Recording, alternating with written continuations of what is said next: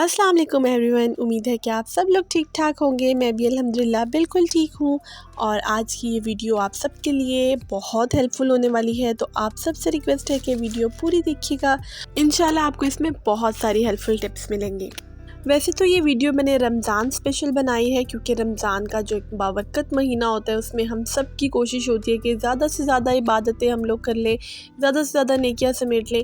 और ऐसा तो तभी मुमकिन हो पाता है जब किचन में हम लोग के काम का बर्डन कुछ कम हो। तो उसके लिए मैं सजेस्ट करती हूँ कि हम सबको चाहिए कि हम रमज़ान की पहले से प्रिपरेशन करके रखें, ताकि रमज़ान में कामों का बर्डन कम हो जाए और हम अपनी इबादत पे ध्यान दे सकें। तो आज की इस वीडियो में मैं आपको बहुत सारी वेजिटेबल्स को स्टोर करने का तरीका बताने वाली हूँ। मैंने पूरी कोशिश की है कि उन तमाम वेजिटेबल्स को मैं इसमें इंक्लूड करूँ जो आमतौर पे खाना पकाने और अफ्तारी के मामलात में इस्तेमाल होती हैं। तो चलिए आज की वीडियो को शुरू करते हैं। तो सबसे पहले जो वेजिटेबल मैंने ली है वो है पालक, क्योंकि पालक को बनाना काफ़ी मुश्किल और लंबा काम होता है, तो हम इसको पहले से बनाकर स्टोर कर सकते हैं। मैं क्योंकि पालक को पकौड़े बनाने के लिए इस्तेमाल करती हूँ, इसलिए मैंने पालक के सिर्फ पत्ते लिए हैं। अगर आप लोग खाना पकाने के लिए इसको स्टोर करना चाहें तो आप इसकी डंडियाँ भी ले सकते हैं। तो यहाँ पे मैंने पालक के पत्तों को अलहदा कर लिया है और अब मैं इनको मोटा मोटा काट रही हूँ, क्योंकि फ्रीज़ करने के बाद पालक थोड़ी सी सॉफ्ट हो जाती है, उतनी ज़्यादा क्रंची नहीं रहती। इस वजह से इसको मोटा काटा जाता है ताकि पकौड़े बनाते वक्त ये बिल्कुल ही घुल ना जाए। तो पालक की क्वांटिटी चाहे कितनी भी हो, अगर आप पकौड़ों के लिए इस्तेमाल करना चाहें तो सिर्फ और सिर्फ पत्ते लें, और अगर आप पकाने के लिए स्टोर करना चाहें तो उसकी थोड़ी सी डंडियाँ भी साथ ले लें। उसके बाद में आप इसको अच्छे से वॉश कर लें, और वॉश करने के बाद इसको किसी छाननी में डाल दें ताकि इसका सारा एक्स्ट्रा वाटर जो है वो बाहर आ जाए और इस पालक में बिल्कुल भी वाटर ना रहे। तो क्योंकि इसको भी हम फ्रीज़र में स्टोर करेंगे, तो फ्रीज़र में स्टोर होने के बाद इसको वॉश करना पॉसिबल नहीं होगा। तो इसको अभी ही हमें अच्छे से वॉश करना है, इसका पानी ड्रेन करके। तो किसी प्लास्टिक के बैग में या किसी जिपलॉक बैग में हम इसको 1 से 2 महीने तक के लिए आराम से स्टोर कर सकते हैं।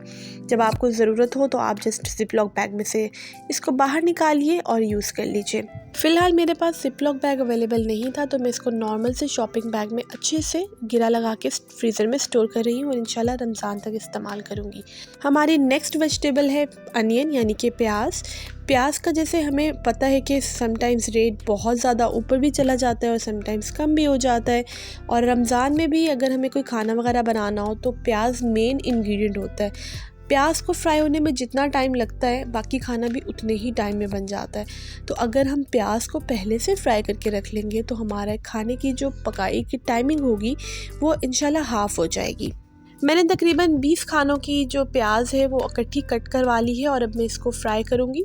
फ्राई करने के लिए मैंने कढ़ाई में बिल्कुल न्यू ऑयल डाला है, क्योंकि हमें इससे खाना बनाना है। तो ये जो ऑयल है उसमें किसी किस्म की भी खुशबू नहीं होनी चाहिए। तो अब इसको मैं थोड़ा थोड़ा सा डाल के फ्राई करती जाऊँगी और उसको किसी भी चीज़ में निकालती जाऊँगी।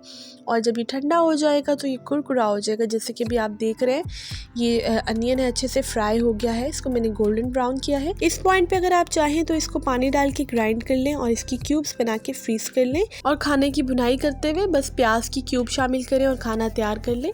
दूसरी सूरत ये है कि आप इसको एज इट इज़ या तो किसी जिप लॉक बैग में स्टोर कर लें, और वो तकरीबन 1 से 1.5 महीना या शायद इससे भी ज़्यादा आप यूज़ कर सकते हैं। मैंने चंद जिप लॉक बैग्स में आपको दिखाने के लिए स्टोर कर लिया है। और दूसरी तरफ मैंने कुछ जो प्याज है उसको एक कंटेनर में भी स्टोर किया है। दोनों ही तरह से आप प्याज को स्टोर करके रख सकते हैं। दोनों ही तरीक़ों से ये 2-3 महीने तक इंशाल्लाह ख़राब बिल्कुल भी नहीं होगा। आपको जो भी खाना बनाना हो उसमें आप ये फ्राइड अनियन डाल सकते हैं, और आपकी जो फ्राई करने की टाइमिंग है वो इंशाल्लाह बच जाएगी। इसको कट करने की टाइमिंग भी आपकी बच जाएगी। और जो औरतें वर्किंग वूमेंस हैं, जॉब्स पे जाती हैं, उनके लिए भी ये बहुत आसान है कि आप लोग इसको ज़रूर यूज़ करिएगा। उसके बाद में धनिया स्टोर करने का तरीका मैं आपको बताने वाली हूँ, क्योंकि धनिया ऐसी इंग्रेडिएंट है, ये ऐसी वेजिटेबल है जो हर खाने की खूबसूरती को और खुशबू को चार चांद लगा देती है। तो धनिया जो है वो तो तकरीबन डेली ही बेसिस पे हम लोग के घरों में यूज़ होता है, लेकिन इसको स्टोर करने के लिए थोड़ा सा टाइम लग जाता है। तो अगर हम इसको रमज़ान के आने से पहले ही 1 महीने का स्टोर कर लें तो हमारा पूरा रमज़ान इंशाल्लाह बहुत अच्छा गुजरेगा। उसके लिए सबसे पहले मैं कहूँगी कि आप धनिये में से जो भी ख़राब पत्ते हैं या जो भी पुराने पत्ते हैं वो अलहदा कर लें। गले सड़े पत्ते इसके अंदर बिल्कुल भी नहीं होने चाहिए, क्योंकि अगर इसमें कोई भी ख़राब पत्ते हुए तो वो बाकी सारी धनिया को भी ख़राब कर देंगे। तो मैंने इसमें से ख़राब और गले सड़े पत्ते अलहदा कर लिए हैं। अब मैं इसको अच्छे से वॉश कर रही हूँ, और इसको वॉश करने के बाद जो सबसे इम्पॉर्टेंट चीज़ है वो इसको खुश्क करना है। तो इसमें से पानी आपने बिल्कुल निकाल देना है, इसमें बिल्कुल भी पानी जो है वो बाकी नहीं रहना चाहिए, क्योंकि अगर इसके अंदर पानी हुआ तो वो धनिया को ख़राब कर सकता है या उसको गला देगा या सड़ा देगा। एक और बात का मैं इजाफ़ा करती चलूँ कि जो भी सब्ज़ियाँ आप स्टोर करने के लिए लाएं उनमें ख़ास तौर पे ध्यान रखें कि वो बिल्कुल फ़्रेश होनी चाहिए, क्योंकि वो ऑलरेडी हमें 1 से 1.5 महीने तक स्टोर करनी है, तो उनको हमें फ़्रेश ही लेना है, अदरवाइज़ वो ख़राब हो जाएंगी। धनिया यहाँ पे अच्छे से वॉश हो चुका है और अब इसको हम किसी छाननी में डाल देंगे ताकि सारा एक्सेस वाटर इसमें से ड्रेन हो जाए। और उसके बाद में हम लोग किसी कपड़े पर इसको फैला देंगे ताकि जो भी नमी धनिया में बाकी रह गई हो वो कपड़ा अपने अंदर अब्ज़ॉर्ब कर ले। इसी तरह से पुदीने को भी स्टोर किया जा सकता है। पुदीने को स्टोर करने के लिए मैंने इसके तमाम जो पत्तियां हैं वो डंडियों से अलहदा करके इसको अच्छे से धो लिया है और इसको एक छन्नी में डाला है ताकि सारा वाटर जो है इसमें से निकल आए। और उसके बाद में मैंने एक बड़ा कपड़ा लिया है और ये एक सूती कपड़ा है, इसके ऊपर मैंने धनिए को भी फैला दिया है और पुदीने को भी, ताकि वो तमाम नमी को एब्ज़ॉर्ब कर ले, सोक कर ले अपने अंदर।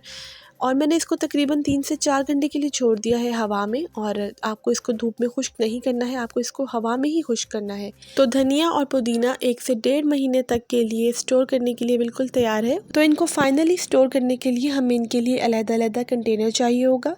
धनिया के लिए मैंने कंटेनर ले लिया है और इस पर एक टिश्यू पेपर की लेयर बिछा दी है और उसके बाद मैं इसके ऊपर धनिया बिछा दूँगी।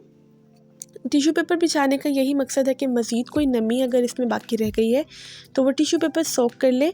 और जब आप इस्तेमाल के लिए इसको ओपन करेंगी और अगर आप टिश्यू पेपर को देखेंगे वो गीला है तो टिश्यू पेपर को चेंज कर दीजिएगा, उससे ये मज़ीद लंबे अरसे तक फ्रेश रहेगा।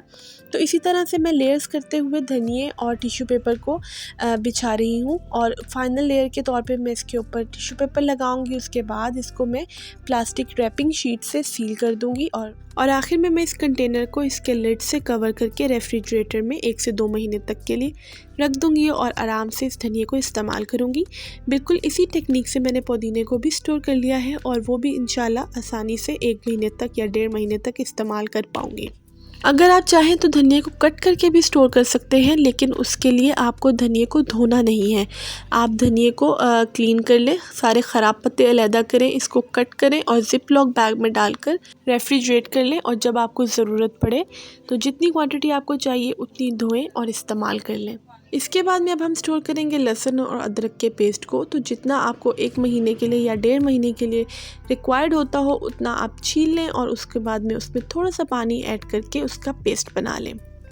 अगर आप लोग चाहें तो इस पॉइंट पर इस पेस्ट को आइस क्यूब्स ट्रे में डालकर फ्रीज़ करके स्टोर कर सकते हैं या फिर आप किसी कंटेनर में स्टोर कर सकते हैं। मैं इसको आमतौर पे कंटेनर्स में स्टोर करती हूँ और इस्तेमाल से तकरीबन 2 घंटे पहले निकाल के बाहर रख देती हूँ ताकि इस्तेमाल करते वक्त ये आसानी से मेल्ट हुआ अवेलेबल हो जाए। हरी मिर्चें आपके खाने के जायके और खुशबू को बहुत ज़्यादा बढ़ा देती हैं।